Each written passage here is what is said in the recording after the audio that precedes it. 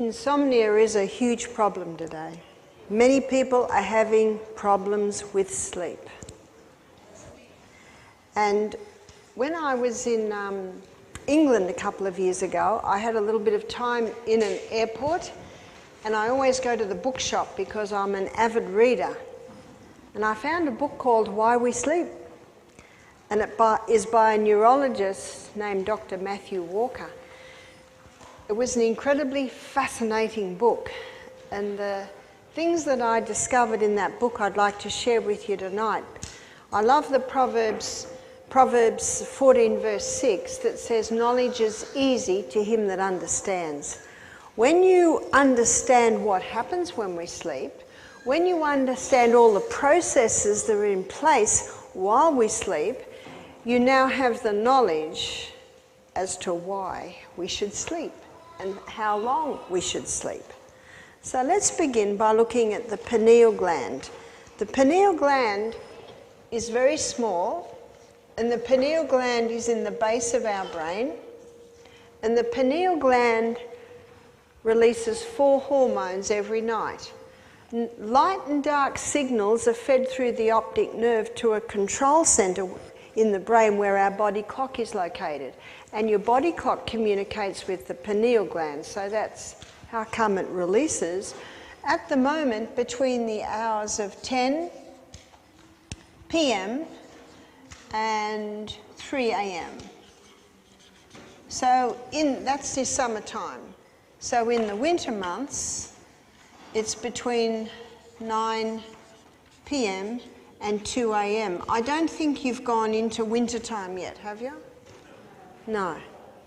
I will just be going out of your summertime and going into my summertime when I go back to Australia. Now, 4 hormones are released in those 5 hours. One is serotonin, and serotonin is the mood hormone. If you want to feel good, go to bed early. How many people that suffer from depression go to bed late and miss out on their serotonin levels? Another one is melatonin. Melatonin is your fix and rejuvenate nighttime hormone. So the melatonin is responsible for the increase in healing that happens while you're sleeping. Another hormone is arginine vasotocin. And arginine vasotocin is a hormone that is our natural painkiller. Now this natural painkiller, get it at night if we need it. But when that natural painkiller is used, a waste is left. And if that waste hangs around, then arginine vasotocin is not released the next night. So how can we get rid of the waste? Exercise. So exercise through the day is vital to be able to receive your arginine vasotocin, your natural painkiller, that night. I know 2 men who sustained very serious back injuries and initially were on a lot of painkillers, and after a while they knew that this was no good. So what they did is they changed their lifestyle. They started to go to bed early, and they both had to implement rigorous exercise programs. And the part of their body they had to really strengthen was the core. And the reason why the core muscles are so important for your back is because those core muscles are all connected to your spine. So it's the spine, it's the hip, the rib, the hip, and back to the spine. And one young man that I know in Tasmania, he fell from a tree on a rock on his back. He shouldn't be alive.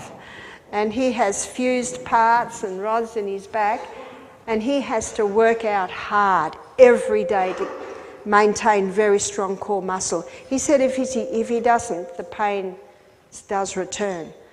But there's another reason why the workout in the day is helping him, because it's allowing his natural painkiller to be released at night. I also met a man in Idaho last week who sustained a very serious back injury, had to have some of his vertebrae fused. He works out for 1 hour at lunchtime every day, and he does about I think it's a half hour bike ride every evening. And by doing that, he's able to stay off the painkiller medication. I love stories like that. Stories of people who've just taken control and they're managing their problems. Serious injuries there, but hey, they're managing it. That's good news. You see, our muscles, our ligaments, and our tendons can all be strengthened to compensate with our bone injuries. That's the good news. So arginine vasopressin is your natural painkiller, and it puts you into a deep sleep. So the earlier you go to sleep, the more likely you are to fall into a deep sleep. The other one is epithalamin. And epithalamin increases learning capacity. On Saturday morning, I'm going to show you how your brain can get younger as you get older. How your brain can get smarter. You can rewire it till the day you die. And part of it is learning new things every day. You've probably done a little bit of overload on new things this week, is that right? Well, the good news is they're being recorded and you can go over them.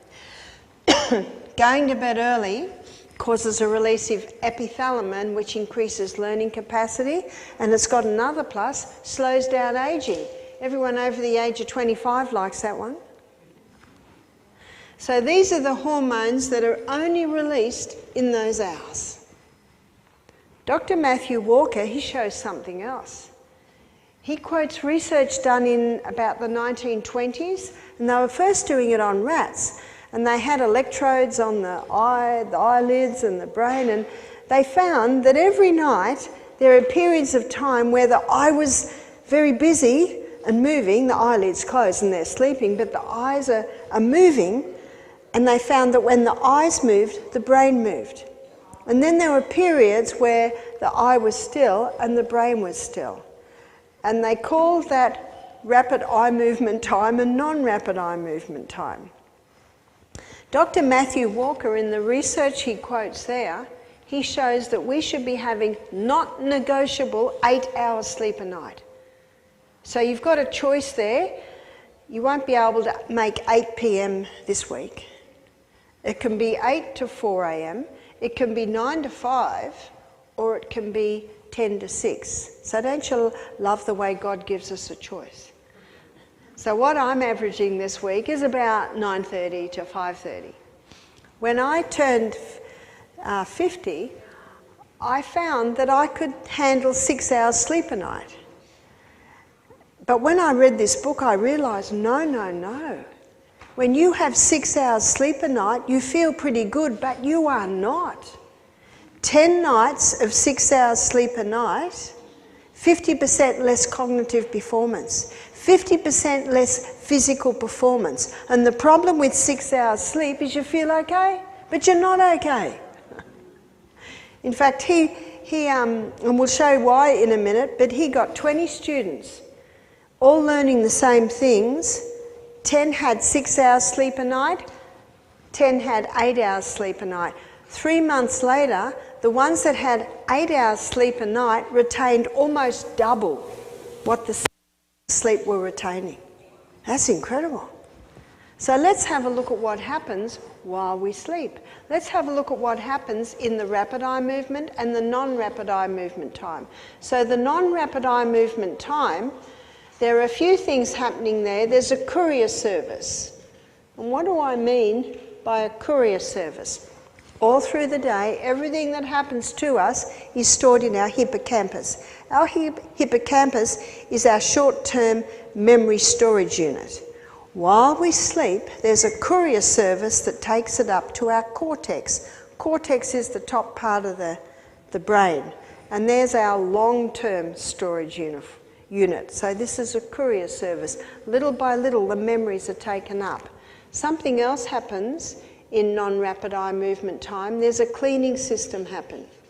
So why does there have to be a cleaning system? From waste from neuronal activity, and also waste from combustion of glucose and oxygen at the cellular level. But also, and I'll talk about this a bit more on Saturday morning, the cleaning system can clean up negative emotions when we have the right attitude. In fact, it's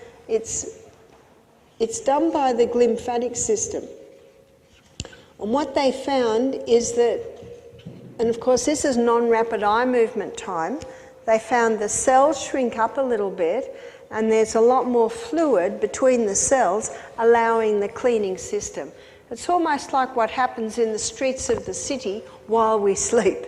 There's a cleaning system happen. So this all happens in the non-rapid eye movement time. But in the rapid eye movement time, there's a lot more activity. This is where dreaming happens. This is also where there's a filing system. Dr. Matthew Walker is an atheist, and he says in his book, it's almost as if sleep has an intelligence. If I was talking to him, I'd say, of course it does, mate. God designed it that way. Now, the filing is the day's memories coming up to the cortex, and it's filed in a certain way. It's not filed in a haphazard way, it's filed in an order. And the dreaming helps to know how to file. Have you noticed when you dream things that happened way back then, things that you think might happen, things that happen today, all over the place. Isn't that interesting? They now show that the purpose of dreaming is to help with the filing. What also is happening in rapid eye movement time is a consolidation of what you learnt through the day. Solidation. And this is why the students that were having more sleep retained more. Isn't it a pity to learn so many things and not retain them? So to help with your retaining of it, the consolidation time is happening in rapid eye movement time, and this is where the inventions happen. And Dr. Matthew Walker quotes a few stories about one famous pianist who just could not get one bit of a new piece he was practicing, so he went to bed. Don't we often say sleep on it? You never say wake on it. And when he woke up, went to the piano, got it. And also the man that basically put the periodic table in chemistry together, there was one point he couldn't get. And the story says he fell asleep at the table, woke up in the morning, had it. And often if I'm to give meetings and I'm not sure what way to go, I don't worry about it because I know that early in the morning I'll get it. And God has an appointment with every human being early in the morning. And it's found in Isaiah 50 verse 4, where the Bible says, "The Lord God hath given me the tongue of the learned, that I may know how to speak a word in season to him that is weary. He wakeneth morning by morning. He wakeneth my ear to hear as the learned." Isn't that a beautiful thought? A divine appointment with the God of heaven, but it's early. It's early in the morning, around this time, as you will see. So let's do the 9 to 5. So from 9 p.m. to 10:30 p.m., the non-rapid eye movement takes up about 80%, whereas the rapid eye movement, it's 20%. So let's look at the next 90 minutes. You've got 10:30 to 12, midnight, 60% non-rapid eye movement, and 40% rapid eye movement. So from 12 to 1:30, we've got about 50-50.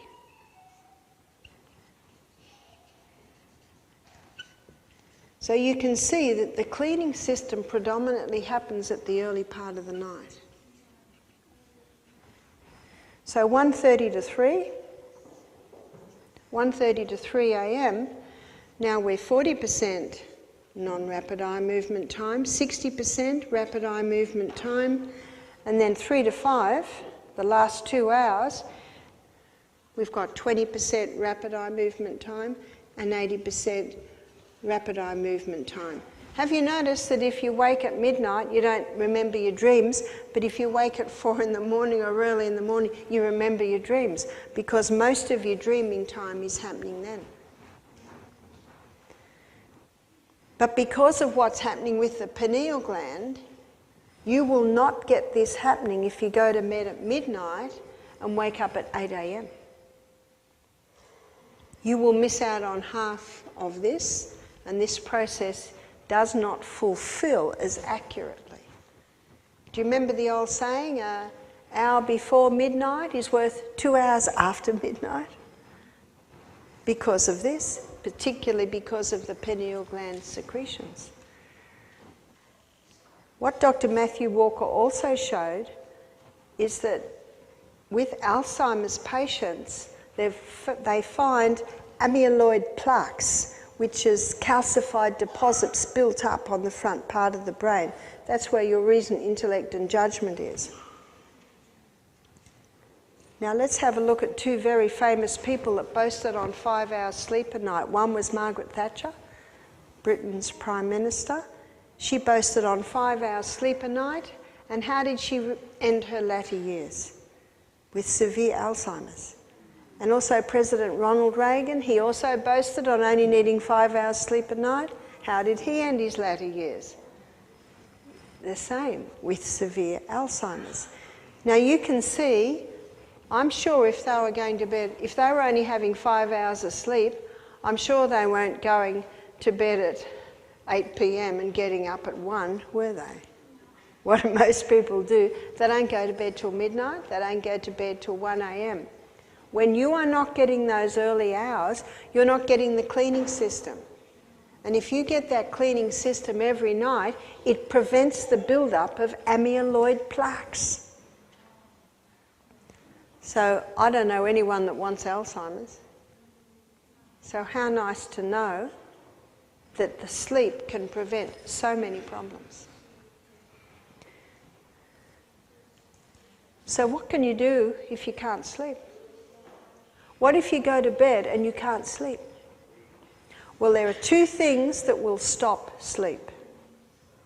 The sunlight has blue light. And that blue light goes through a receptor site on the retina that increases learning capacity and increases the ability to solve mathematical problems. That's why our eyes need sun in the day. Don't look at the sun, but just being outside, we get it. Screens have blue light, not the same frequency, but enough that if you look at your screen in the middle of the night, the message to the brain is, daytime, wake up. 80% of Americans sleep with their phones. The phones should be out of the bedroom. Now, if you're on call, put it in the hallway. I can assure you you'll wake up.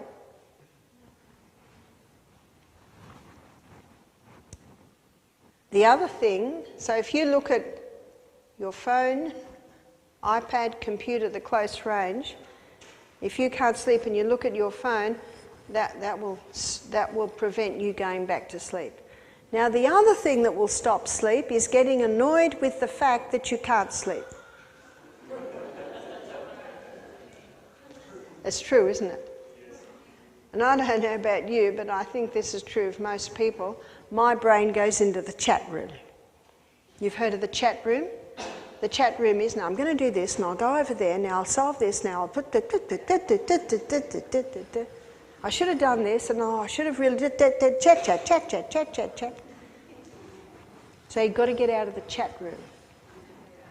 So how do you get out of the chat room?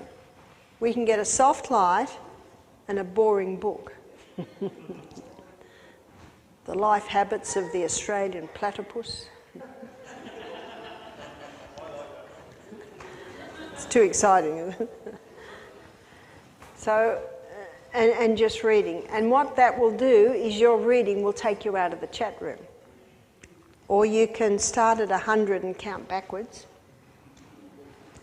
What I do, because one of the things I love to do is memorise, and I've memorised a few chapters of the Bible, and James chapter 1 has 27 verses. So I'll make myself go through that. And every now and then, verse 3, I find myself in the chat room. Pull it back, pull it back, pull it back. Get out of that chat room. And I have to think about what verse is next. So it's a little bit of a challenge. And by morning, I often think back, now what verse did I get to? Often by 13. Verse 13, I'm asleep. Or humming hymns, tunes in your mind, relaxing ones. Anything to get you out of the chat room. And what's the old remedy is counting sheep jumping over a fence. 1, 2, 3. But Adriana Huffington, she wrote a book called The Science of Sleep, and she said, being thankful. And it's a Bible principle in 1 Thessalonians 5:18. The Bible says, in everything give thanks. So lie there and be very thankful that you're not outside having to sleep in the gutter in the rain. Be very thankful that you have eyes that work and legs that work. Start to list all the things that you're thankful for. There's a hymn that says, count your blessings, name them one by one. It will surprise you what God has done. So start to list all the things that you are thankful for. And that can often also get you back to sleep, because you've got to get out of the chat room, and you've got to get out of the annoyance room as well. You can lie there and say, thank you so much that I can't sleep, Father in heaven. Now I can talk to you. So it's often a mind thing. One lady said to me, Barbara, after hearing this, I'm so discouraged. She said, I used to get 3 hours sleep a night, now I'm getting 5. And you say I've got to have 8. I said, what I want you to do is be very thankful that you're having 5. And I said, and little by little, you might find that you can get to the 8. But there are a few herbs that will help. There are a few herbs that will help relax and put you off to sleep. If you have a bath, an Epsom salts bath can be good. Don't have a cold shower because you don't want to wake up. Keep the cold shower for the morning. So the herb valerian, that has made a difference to many people. I don't know whether that's an E or an A. I think it's an E. That looks better. Valerian. It's a mild tranquilizer, mild sedative. Also, just chamomile tea is a very mild one.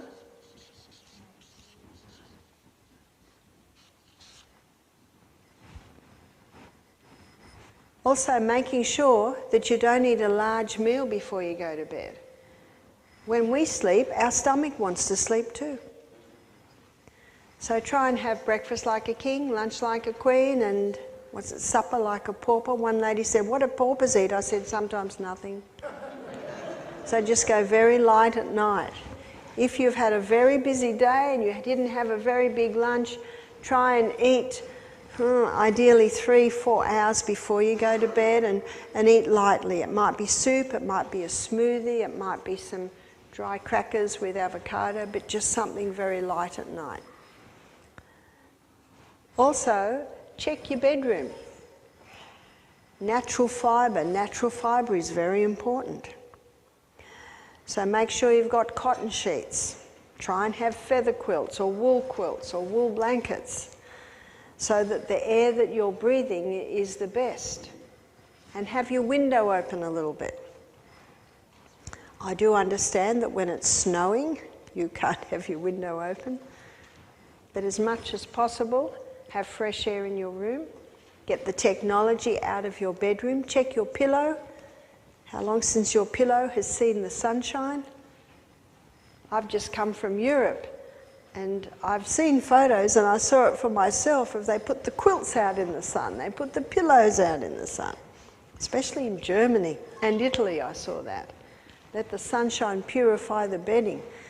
Also, your quilts should be washed and put in the sunshine, you know, a couple of times a year at least, so that the air that you're breathing is of the freshest. If you've got carpet in your bedroom, that carpet should be vacuumed at least once a week. Bed should be pulled out. So make sure that there's nothing that will interfere with your breathing in fresh air while you're asleep. All of that can help for you to sleep better, because you've got an environment where you've got a better air quality while you're sleeping.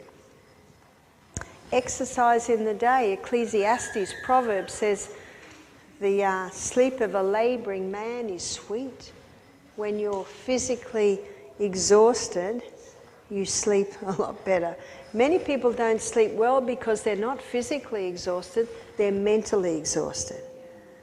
And one of the best ways to have a rest from mental strain is exercise. When you exercise another part of your body, you can bring relief to that part of the body that may get overworked. In fact, if you're a computer worker, if you're at the desk all day, you really should do a 1-minute push-ups, 1-minute rebounding. Go outside, run up and down stairs every hour. Your quality of work will be much, much better. And also, in your lunchtime, go outside, get the fresh air, get the sunshine. Not looking at the sun, but your sunshine will go through your eyes. All of this will help you sleep better at night.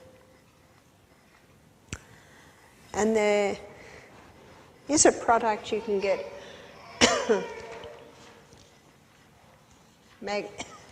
magnesium.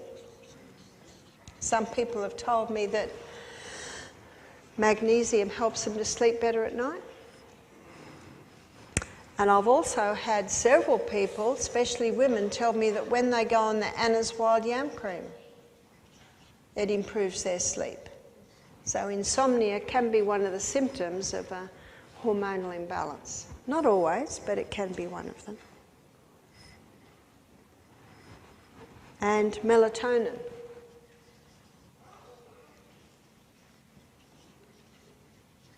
So some of these can be used to get you back into the habit of sleeping.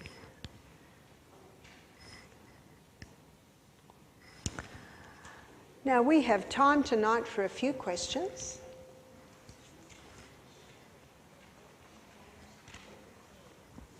There's a question up the back. Oh, there's some coming through online. Let me get this one online. Okay.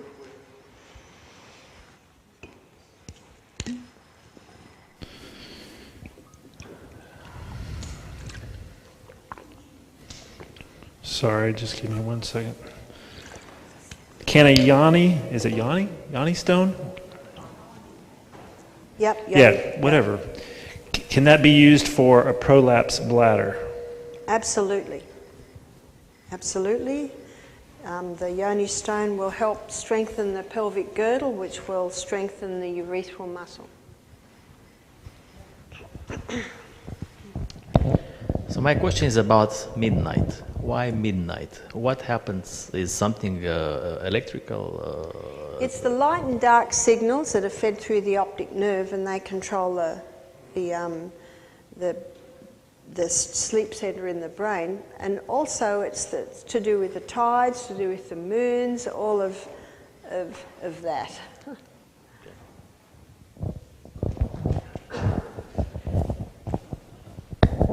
Sleep is very sweet if it's completely dark, right, in the room. Sometimes light, I can sleep with a little bit of light, not even the computer's Well, I think light. we've got a full moon at the moment, is that right? I don't know if the full moon was last night. So that, I love sleeping with the moon, but not everyone can. My husband says that he can't sleep with a bit of light, but I just find when you close your eyes, close your eyes. But you have to do what suits you. If light doesn't work well for you, maybe you can wear eye patches and have the dark room. Last night during your lecture, you talked about switching out some of the like pastas and breads and all of that with legumes. Well, one of the problems I have is the legumes tear me up really bad. I mean, I have terrible time with reactions from them. Is there something I can do to help that? Yes, there is. If you soak the legumes overnight and then rinse them, and when they're half cooked, you rinse them again. So when you bring legumes to the boil and there's all that froth on top, that's what causes the problem. So you've got to get the water away. Now when you cook your vegetables, you keep that water. That's totally different. But now we're talking about a dried bean, and it's the phytic acid that gets in that. Now, when my husband and I first married, which was 24 years ago, he could handle red lentils, he could handle lima beans, and he could handle kidney beans, but he could not handle chickpeas, I think you call them garbanzos, or brown lentils. So what I did was I'd give him a teaspoon, and he didn't react to that. And then a week later, 2 teaspoons. And then I slowly, so even if the legumes are well prepared and there's a reaction, then you bring it right back to when there's no reaction. And then just very slowly you increase it. And now he can eat anything. Yes, I had a incident 2 years ago. I was a car accident where I had a head injury that ripped my scalp from ear to ear, and I have panic attacks at night, and they used to be really, really bad, but I have them every now and then, and they wake me up at 12 o'clock at night. I don't know why that is, but it gets me to the point where I'm scared to go back to sleep because I feel like I'm about to die. What do you suggest as far as that, and why do you think it's always at that time? I don't understand that. I'm not sure why it would be. I don't know whether it was going into a different stage of the non-rapid eye movement and the rapid eye movement time. But as you'll find on Saturday morning, you can rewire your brain. And you've got 2 parts of your brain. Well, you've got many parts, but you've got basically your decision-making part, and then you've got your thoughts and your feelings, and they're influenced always by your memory. And so sometimes a panic can be an unreasonable thing, but it's a very real thing. And often the frontal lobe can come in and say, well, no wonder you're panicking. Look what happened, but that's not happening anymore. And you can actually get yourself out of it, which is possibly what you've found you've done. Is that right? I mean, I just breathe and... Yeah, that's right. But I'm just... Breathing is fantastic. The deep breathing, oxygen soothes the nerves. Do you think that's something that I'll live with, or will I be able to get over it? I mean, I think you'll get over it. I'm sure it's better than it was. Mm-hmm. Yeah, so there you are, which means it's going to get better.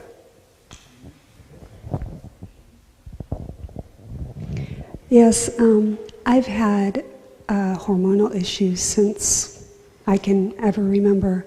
I had my first period when I was 16, and it lasted 9 days, and it was extremely heavy, and I never had it again until I was 31, and I have never taken contraceptives. I was or birth control. I was raised on a plant-based diet. I was raised in Alaska. There would be something. There would be something. I don't know what it is. Right. We would have to. You'd have to look very. And sometimes it can be exposure to chemicals. It can be exposure to molds. It can be. There's a whole lot of little bits and pieces that can cause it, and you might not.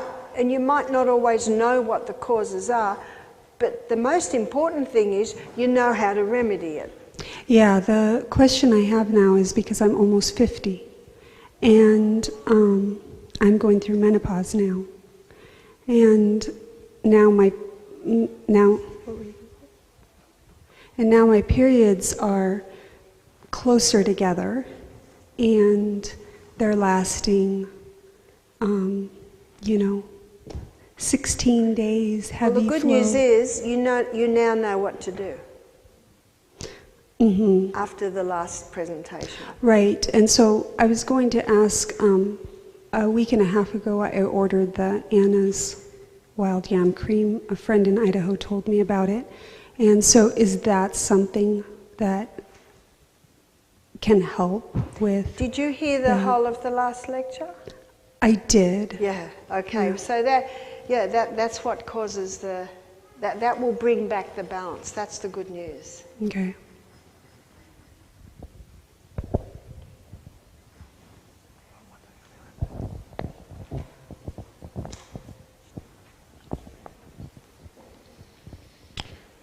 What about CBD for sleep? The cannabis oil. I don't advise it, and I don't use it. And a man said to me one day, my husband is dying from a form of cancer, and the CBD oil is really helping him. I say, great. So, but personally I don't advise it, but I certainly have no objection if someone's in that stage and it's helping. Yes, I was just wondering, essential tremors, does that have anything to do with sleep? Central tremors. Essential tremors. Essential. It's the shaking kind of, but not Parkinson's. But yeah, one would have to look at the history to find out when it started and the different things in the history that could have contributed to it, but it's usually nerves. There's an excellent herb which is a nerve nourisher, which nourishes the nerves, and that is St. John's wort. And St. John's wort oil can be rubbed into the spine, it can be taken by mouth. The only time it can't be taken by mouth if the person is on some mind-altering drugs already, like antidepressants. But the coconut oil, the coconut is converted in the liver to ketones, and ketones are neurohealers, neuroprotectives, and that's where the ketogenic has been used for since the 20s really, to help with nerve problems. There's an excellent book called Stop Alzheimer's Now by Dr. Bruce Fife, and he shows in there how the coconut oil can help all neurological problems.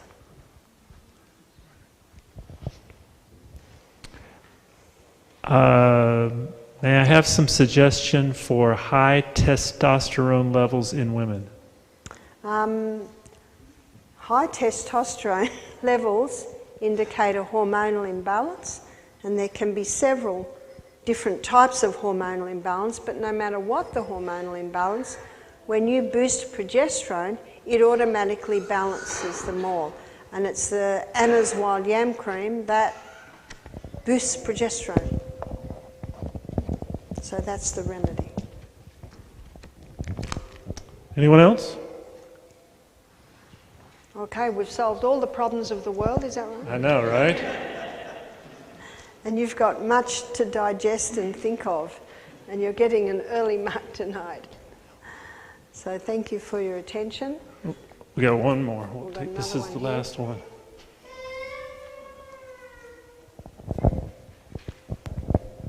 From that accident, I also had fractures.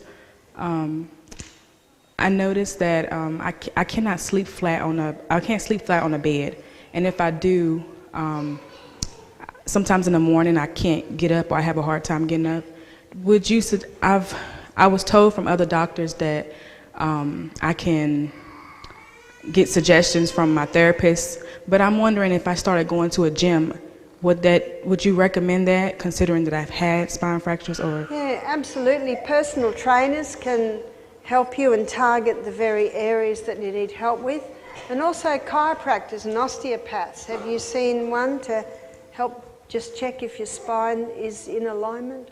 You said what did you say? Chiropractor or osteopath? I don't like chiropractors. Pardon? I've had a bad experience with chiropractors. Well, there are some very good doctors, very bad doctors, very good chiropractors, bad ones, very good plumbers, bad ones, good painters, bad ones. So it's good to maybe word of mouth, and find it's a pity because I'll tell you the story of Michael's mother, my husband's mother. When she was 16, she fell off a horse. She went over the fence and the horse didn't, one of those. And my husband said that through his life, his mother would often be in the room for periods of time, and then he can remember visiting her in a psychiatric hospital. And then a chiropractor came to town, and she went to the chiropractor. It just changed her life. Her spine was out of alignment. That was the problem. She never had more downtime. She never visited a hospital again. And this was probably back in the 1960s when chiropractors were just becoming known. But a good chiropractor can do wonders for the spine. Oh, last one.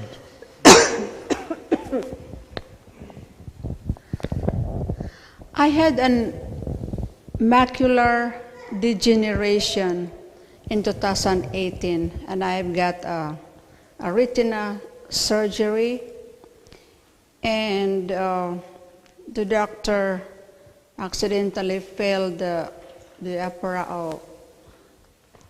surgery tool inside that makes more wound in there, and he has to vacuum it and get the blood out. Now it's creating this. I cannot see with my right eye because there's still that big black hole. That's why my husband always drive me wherever I go to work. So is it still in there? Since I started, my question is, I started doing the CBD with 4 components, CBD oil, and that dark spots is getting clearer. It's right now, there's no more dark spot, but it's still cloudy.